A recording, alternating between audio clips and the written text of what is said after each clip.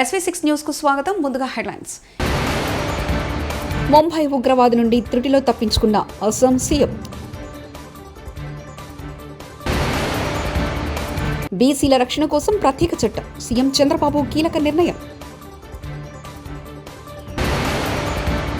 ఓడిన చోటే గెలిచి చూపించానన్న నారా లోకేష్.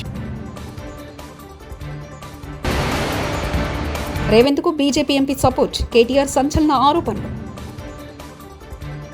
26/11 ముంబై ఉగ్రదాడుల నిందితుడు తహవూర్ రానాను NIA భారతదేశం తీసుకొచ్చి జ్యుడిషియల్ కస్టడీలోకి తీసుకున్న క్రమంలో ఆనాటి భయానక ఘటన తనకెదురైన అనుభవాన్ని అస్సాం ముఖ్యమంత్రి హిమంత బిశ్వ శర్మ గుర్తు చేసుకున్నారు. 2008 నవంబర్ 26న దాడి జరిగిన రోజు తాను తాజ్ హోటల్లో బస చేయాల్సి ఉందని, అయితే చివరి నిమిషంలో షెడ్యూల్ మారడంతో మరో హోటల్లో దిగానని చెప్పారు. దీంతో త్రుటిలో ప్రాణాపాయం నుంచి తప్పించుకున్నానని అన్నారు. అప్పట్లో హిమంత బిశ్వ శర్మ కాంగ్రెస్లో ఉన్నారు. దేశంలోని పేద ప్రజలకు ఆయుష్మాన్ భారత్ ఉచిత వైద్య సేవలను అందిస్తుందని ప్రధాని మోదీ అన్నారు. మూడోసారి మాకు బాధ్యతలనిచ్చిన దేశ ప్రజలకు మేము కూడా ఆయుష్మాన్ భారత్ పేరుతో మంచి పథకం తెచ్చామని తెలిపారు. ఈ పథకం ద్వారా కేవలం ఉచిత వైద్యమే కాకుండా చికిత్స కోసం వచ్చిన సీనియర్ సిటిజన్లను గౌరవంగా ట్రీట్ చేసేలా చూస్తున్నట్లు వెల్లడించారు. कोई न कोई ऋषि मनीषी इस धरती पर अवतरित होकर समाज को नई दिशा देता है. हम पूज्य स्वामी अद्वैत आनंद जी महाराज के जीवन में भी इसकी झलक देख सकते हैं. బీసీల రక్షణ కోసం ప్రత్యేక చట్టాన్ని త్వరలో తీసుకురాబోతున్నామని ఆంధ్రప్రదేశ్ ముఖ్యమంత్రి నారా చంద్రబాబు నాయుడు తెలిపారు. బీసీలకు 55 కార్పొరేషన్లు పెట్టామని అన్నారు. బీసీలకు ప్రత్యేక ప్రణాళిక తీసుకొచ్చామని చెప్పారు. అన్ని వర్గాల కంటే మిన్నగా బీసీ వర్గాలను ముందుకు తీసుకెళ్లడమే ప్రధాన లక్ష్యమని సీఎం చంద్రబాబు ఉద్ఘాటించారు. ఇవాళ శుక్రవారం ఏలూరు జిల్లాలో సీఎం చంద్రబాబు పర్యటించారు. ఈ సందర్భంగా పలు అభివృద్ధి కార్యక్రమాల్లో పాల్గొన్నారు. ముందుండే విధంగా వెనుకబడిన వర్గాలను తయారు చేయడమే ఈ ప్రభుత్వ ఆలోచన ధ్యేయం అని చెప్పి కూడా మీకు తెలియజేస్తున్నా. 108 బీసీ రెసిడెన్షియల్ స్కూల్స్ ఉంటే 75 దాకా తెలుగుదేశం పార్టీ హయాంలో వచ్చాయి. మత్స్యకారు కుటుంబాలకి దగ్గర ఒక 9 రెసిడెన్షియల్ స్కూల్స్ పెట్టాం. కొన్ని స్కూల్స్ ఉంటే ఇవన్నీ కూడా జూనియర్ కాలేజీలుగా చేసి ముందుకు పోయే పరిస్థితి తీసుకొచ్చాం. వెనుకబడిన వర్గాల పిల్లల్లో మాణిక్యాలున్నారు. సరైన చేయూతిస్తే బ్రహ్మాండంగా రాణించే అవకాశాలుంటాయి. అందుకే ఈ ప్రభుత్వం ఎవరైనా విదేశాల్లో ఏ యూనివర్సిటీ చదువుకోవాలన్నా ఒక్కొక్కరికి 15 లక్షల రూపాయలు సబ్సిడీ చదివించిన ప్రభుత్వం ఈ రోజు ప్రస్తుతం ఉండే ప్రభుత్వం అని చెప్పి కూడా నేను మీకు తెలియజేస్తున్నా. సివిల్స్ గాని రాష్ట్ర స్థాయిలో ఉండే గ్రూప్ 1 గాని ట్రైనింగ్ ఇవ్వడానికి కూడా ప్రత్యేకమైన శ్రద్ధ పెట్టాం. ఇంకో పక్కన మీరు చూస్తే 405 కోట్ల రూపాయలు సంక్షేమ హాస్టల్ కోసమే ఖర్చు పెడుతున్నాం. ఇంకో పక్క 76 కోట్లు పెండింగ్ ఉంటే నేను ఒకటే మంత్రి గారు చెప్పాను, ఎవరైనా సరే కొంత వెయిట్ చేస్తాం గాని ఈ ప్రభుత్వానికి మొదటి ప్రాధాన్యత వెనుకబడిన వర్గాల సంక్షేమం. దీంట్లో ఏమాత్రం కూడా నిర్లక్ష్యం లేకుండా పనిచేస్తామని హామీ ఇచ్చాను. ఇంకో పక్క మీరు చూస్తే ఆంధ్రప్రదేశ్ మొత్తం తెలుగు రాష్ట్రాల్లో బీసీ స్టడీ సర్కిల్స్ పెట్టాం. సివిల్ సర్వీస్ కోసం కోచింగ్ సెంటర్లు పెట్టాం. ఇలాంటి మీరు చూసినప్పుడు అమరావతిలో కూడా పర్మనెంట్ గా సివిల్ సర్వీస్ కోచింగ్ సెంటర్ ఏర్పాటు చేస్తున్నాం. దానికి కూడా 500 మందికి ఒక్కొక్క బ్యాచ్ లో ట్రైనింగ్ ఇచ్చే ఏర్పాట్లు చేస్తున్నాం.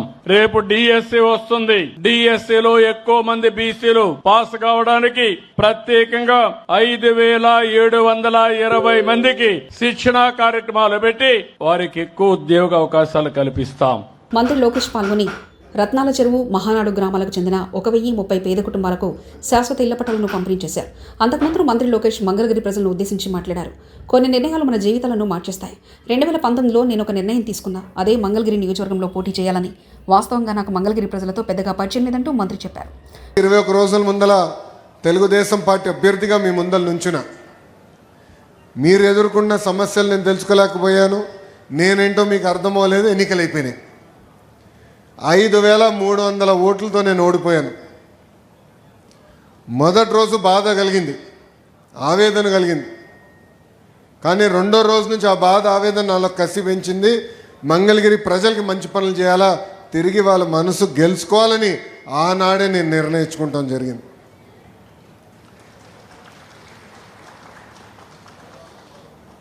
ఒక్కసారి ఆలోచించండి. 2019 నుంచి 24 వరకు తెలుగుదేశం పార్టీ ప్రతిపక్షంలో ఉన్న మీ ఆరోగ్యం కోసం ఎన్టీఆర్ సంజీవిని అని తీసుకొచ్చాం. తాడేపల్లిలో ఒక క్లినిక్, మంగళగిరిలో క్లినిక్, దుగ్గిరాలకు ఒక బస్సు పెట్టి ఈరోజు కూడా ఆ కార్యక్రమం మేము చేపడుతున్నాం. ఈరోజు కూడా సొంత నిధులతో మందులు ఉచితంగా మేము అందజేస్తున్నాం. ఊర్లో పెళ్లి జరిగితే పెళ్లి కానుకిస్తున్నాం. మహిళలు సొంత కాళ్ళపై నిలబడాలని కుట్టు నేర్పిస్తమే కాకుండా కుట్టు మెషినే ఉచితంగా ఇస్తాం కాకుండా వాళ్ళకి ఈరోజు పని కూడా మేము కల్పిస్తున్నాం. ఆనాడు గత ప్రభుత్వం నీరు సరిగా అందించలేకపోతే వాటర్ ట్యాంకర్లు పెట్టి ఉచితంగా నీరు తోలాం. మన పిల్లలు క్రికెట్ ఆడాలని కోరుకుంటే ఐపీఎల్ తరహా కాకపోయినా వాళ్ళతో పోటీ పడే విధంగా మంగళగిరి ప్రీమియర్ లీగ్ తీసుకొచ్చి పిల్లలకి అది కూడా ఏర్పాటు చేస్తాం. కోవిడ్ వస్తే ఆక్సిజన్ ఇబ్బంది ఉందంటే ఆక్సిజన్ సిలిండర్లు పంపించాం, మందులు అందించాం. అమెరికా డాక్టర్ల ద్వారా టెలిమెడిసిన్ చేశాం. ఇట్లా దాదాపు 26 సంక్షేమ కార్యక్రమాలు మంగళగిరి ప్రజల కోసం ఆనాడు నేను చేస్తాం జరిగింది. కరెక్ట్గా కొద్ది రోజులుగా హెచ్సియు భూముల వ్యవహారం రాష్ట్రాన్ని కుదిపిస్తుంది. హెచ్సియు భూముల పరిరక్షించాలంటూ విద్యార్థులు ఆందోళనకు దిగగా ఆ భూములు తమవే అని ప్రభుత్వం స్పష్టం చేస్తుంది. హెచ్సియు భూముల వ్యవహారం సుప్రీంకోర్టుకు చేరింది. అలాగే ఈ భూములకు సంబంధించి ప్రతిపక్షాలు కూడా ప్రభుత్వాన్ని తీవ్రంగా తప్పుపడుతున్నాయి. తాజాగా మాజీ మంత్రి కేటీఆర్ మీడియాతో మాట్లాడుతూ ముఖ్యమంత్రి రేవంత్ రెడ్డిపై తీవ్ర స్థాయిలో ఆరోపణలు గుప్పించారు. లంచమని అంటున్నా. ఆ ట్రస్ట్ ఇన్వెస్ట్మెంట్ అడ్వైజర్ వాళ్ళు ఇంకొక ఫైనాన్షియల్ అడ్వైజరీ సర్వీసెస్ ఫామ్ని ముంగడ పెట్టారు. బీకన్ ట్రస్టీషిప్ అనే కంపెనీని రంగంలో దించారు. ఇదంతా కూడా ఏంటంటే ఒక స్కీమ్ ప్రకారం. ఇక్కడ ఇంపార్టెంట్ పాయింట్, పేరుకు పోయిన సంవత్సరమే రాష్ట్ర ప్రభుత్వం మాకు సుప్రీంకోర్టు తీర్పు రాగానే ఈ భూమిని మేము 75 కోట్లు పర్ ఎకరం మేము టీజీఐఏసీకి బదలాయిస్తున్నామని చెప్పి ఒక జీవో ఇచ్చింది. కానీ జీవో మాత్రమే ఇచ్చింది తప్ప ఆ ల్యాండ్ను ఎలియనేషన్ చేయలేదు, సేల్ డీడ్ చేయలేదు, మ్యూటేషన్ కూడా కాలేదు. అయినప్పటికీ తనకు చెందని భూమి, మ్యూటేషన్ అయితేనే నీ పేరు మీదకి ఓనర్షిప్ వస్తేనే ఆ ల్యాండ్ నీదన్నట్టు లెక్క. ఇప్పుడు హెచ్సియు కూడా అదే అంటున్నారు కదా, హెచ్సియుకి ల్యాండే లేదు, హెచ్సియు ల్యాండ్స్ అన్ని మావే అని గవర్నమెంట్ ఎందుకు అంటుంది? ఎందుకంటే మ్యూటేషన్ కాలేదు కాబట్టి ఇంకా రికార్డ్స్ ప్రకారం నాదే ప్రభుత్వ భూమి అని ఈరోజు కూడా ప్రభుత్వం అదే వాదన చేస్తూ ఉంది. ఇవాళ ఇక్కడ కూడా అక్షరాల అదే జరిగింది. జనరల్గా ఇప్పుడు ఉదాహరణకి మీరు ఎవరైనా సరే వ్యక్తిగతంగా మనం ఒక ప్రాపర్టీ, మనకు ఒక ఇల్లో ఫ్లాట్ ఉందనుకోండి, లేదా ఒక ప్లాట్ ఉందనుకోండి, దాని మీద లోన్ తీసుకోవాలనుకుంటున్నారు తనఖా పెట్టి. జనరల్గా ప్రాసెస్ ఏముంటుంది? ఆ ఏరియాలో మీరు ఫలానా ఏరియాలో మీకు ఒక ఫ్లాట్ ఉంది, దాని యొక్క రిజిస్టర్డ్ వాల్యూ ఎంత, మీరు రిజిస్టర్ చేసుకున్నప్పుడు ప్రభుత్వానికి ఏ రిజిస్ట్రేషన్ రేట్ ప్రకారం మీరు డబ్బులు కట్టారు, స్టాంప్ డ్యూటీ ఎంత కట్టారు, దాన్ని బట్టి రిజిస్టర్డ్ వాల్యూ ఎంత. కాకపోతే జనరల్గా ఏముంటుంది, రిజిస్టర్డ్ వాల్యూకి జనరల్గా మార్కెట్ వాల్యూ. అవును, మేము ఐసిఐసిఐ బ్యాంక్ నుంచి 10,000 కోట్లు అప్పు తెచ్చాం. హెచ్సియు కచ్చబౌలి భూమి ప్రభుత్వ భూమి, దాన్ని మేము ఎకరాకు 75 కోట్లకు టీఎస్ఐఐసికి ఇచ్చాం. టీఎస్ఐఐసి వాళ్ళు 400 ఎకరాలు ల్యాండ్ తాకట్టు పెట్టు ఐసిఐసిఐ బ్యాంక్ నుంచి 10,000 కోట్లు అప్పు తెచ్చారు. టీపీసీసీ అధ్యక్షుడు మహేష్ కుమార్ గౌడ్. ప్రభుత్వ భూమి, ఈ ప్రభుత్వ భూమిని టీఎస్ఐఐసికి 75 కోట్ల ఎకరం చొప్పున ప్రభుత్వం ఇచ్చింది. In turn TSIIC IIC bank ద్వారా ఐసిఐసి బ్యాంక్ ద్వారా 10,000 కోట్లు ఈ ల్యాండ్ని బాండ్స్ రూపంలో తీసుకొచ్చింది. హెచ్సియు భూముల మీద అప్పు తీసుకోవడం తప్పు. ఈ విషయంపై ఖచ్చితంగా విచారణ జరగాలి. BJP MP Dharmapuri Arvind.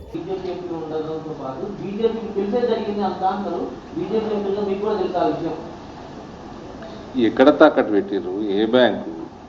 ICICI bank లో తాకట్టు పెట్టిరు. దాన్ని బ్రోకరేజ్ చేసింది ట్రస్ట్ ఇన్వెస్ట్మెంట్ అడ్వైజర్స్ అనే కంపెనీ. ఆ కంపెనీని తీసుకొచ్చింది ఒక బీజేపీ ఎంపీ. ఆ కంపెనీ ముంబై బేస్డ్ కంపెనీ అని డీటెయిల్స్ చెప్తారు. ఏ ఎంపీ? వాడు ఎక్కడ లోన్ ఇచ్చింది తెలుస్తుంది కదా, తెచ్చిండా? ఏమైనా డాక్యుమెంట్ ఇచ్చిండా? ఐసిఐసిఐ బ్యాంక్ పేరు తీసుకున్నాడా? మరి ఐసిఐసిఐ బ్యాంక్ మీద ఎంక్వైరీ కావాలి. మరి ఇట్ ఈస్ రాంగ్. వీళ్ళది కూడా తప్పు. ఆల్రెడీ హెచ్సియుకి ఇచ్చిన భూమి మీద అప్పెట్టదిస్తారండి. తిరుమల శ్రీవారిని పలువురు రాజకీయ ప్రముఖులు దర్శించుకున్నారు. శుక్రవారం వేకువజామున కుటుంబ సభ్యులతో కలిసి ఏపీ శాసనసభ ఉపసభాపతి రఘురామకృష్ణంరాజు శ్రీవారి అభిషేక సేవలో పాల్గొన్నారు.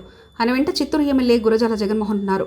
ఎమ్మెల్యే సుజనా చౌదరి శ్రీవారిని దర్శించుకున్నారు. అంతకుముందు తిరుమల తిరుపతి దేవస్థాన అధికారులు వీరికి స్వాగతం పలికి దర్శన ఏర్పాట్లు చేశారు. దర్శనానంతరం అధికారులు వీరికి స్వామివారి తీర్థప్రసాదాలు అందజేశారు. కుటుంబంతో స్వామివారి దర్శనం కోసం ఈరోజు నా కుమారుడి జన్మదినం కూడా కావడంతో ఈరోజు వచ్చి సకుటుంబంగా స్వామి దర్శనం చేసుకున్న అభిషేక దర్శనం. ఇవాళ ఒంటిమిట్టలో చక్కటి ఉత్సవం కూడా జరుగుతుంది. గౌరవనీయులైన ముఖ్యమంత్రి వర్యులు టీటీడీ ఆధ్వర్యంలో జరిగే వేడుకలు, రాష్ట్రం విడిపోయిన తర్వాత రామనవమి ఉత్సవాలు అక్కడ అద్భుతంగా జరుగుతున్నాయి. ఆ ఉత్సవాలు వైభవంగా జరగాలని, స్వామి భక్తులందరూ సుఖ సంతోషాలతో ఉండాలని మనస్ఫూర్తిగా దేవుణ్ణి ప్రార్థించడం జరిగింది. తిరుమల ప్రతిష్టతను దెబ్బతీయడమే కూటమి ప్రభుత్వానికి పనిగా మారిందని టీటీడీ మాజీ చైర్మన్ భూమన కరుణాకర్ అన్నారు.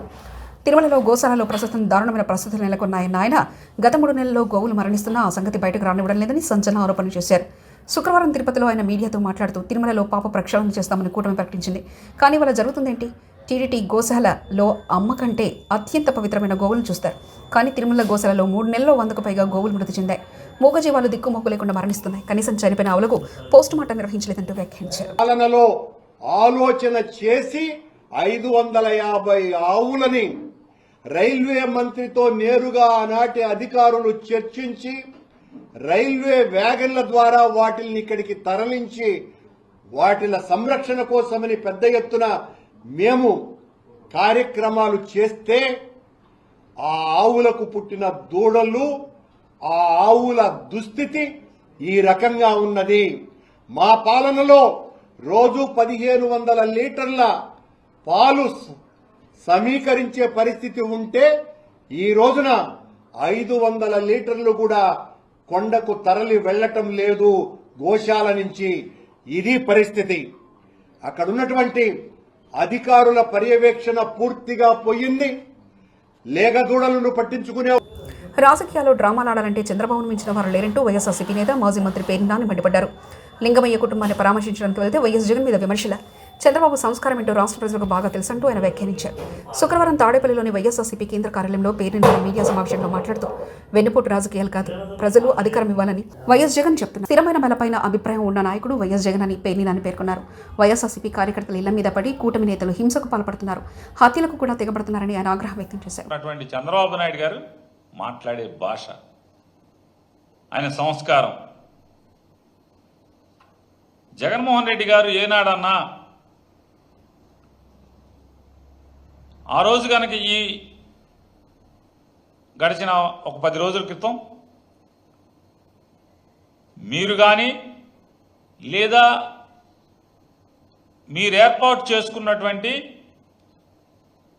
కొంతమంది పోలీసుల వల్ల, పోలీసు అధికారుల యొక్క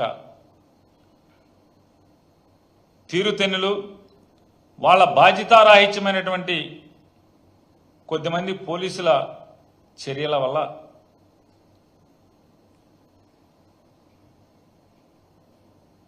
ఒక సామాన్యుణ్ణి, చిన్న వ్యవసాయం చేసుకుని బతుకుతున్నటువంటి ఆయన్ని హతమారిస్తే అంటే 20 మంది ఇంటి మీద పడి. సుప్రీంకోర్టు ఆదేశాల మేరకు సిఐడి విచారణకు హాజరయ్యా.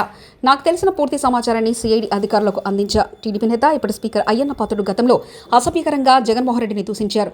సభ్య సమాజం తలదించుకునేలా అయ్యన్న వ్యాఖ్యలున్నాయి. అయ్యన్న వ్యాఖ్యలపై చంద్రబాబు దగ్గర వెళ్లి నిరసన చేపట్టాం. మా నిరసనతోనైనా అయ్యన్న వంటి విధులకు చంద్రబాబు బుద్ధి చెప్తారేమో అనుకున్నా. నిరసనకు వెళ్తే నాపై దాడి చేశారు, నా కార్లు ధ్వంసం చేశారు, నాపై అక్రమంగా కేసు పెట్టి ఏదో సాధించాలనుకున్నారు, అక్రమ కేసులతో నన్ను భయపెట్టారంటూ విమర్శించారు. దయచేసి ఎల్లకాలం ప్రజలకు మంచి అయిన ఉంటారు, ప్రజల్ని మోసం చేసి మీరు ఎక్కడ ఉంటారు? 10 నెలల కాలంలోనే మోసం చేసి సూపర్ 6లు ఏమైపోయినాయి? మీ సూపర్ 6లు ఎక్కడికి వెళ్ళిపోయినాయి? పండగలు చేసుకోలేకపోతున్నారు ప్రజలు. పండగ లేదు, పబ్బాలు లేవు, డబ్బులు లేవు. జగన్ అని ఉంటే నెలకి బట్టన్ నొక్కేవాడు, నెలకు ఒకసారి డబ్బులు వచ్చేసి అని చెప్తాం. ఇవన్నీ ప్రజలు చూస్తూ ఉన్నారు.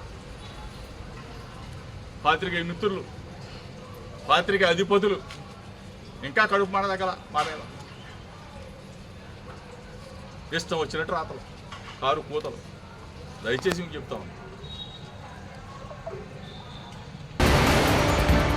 ముంబై ఉగ్రవాది నుండి త్రుటిలో తప్పించుకున్న అస్సాం సీఎం.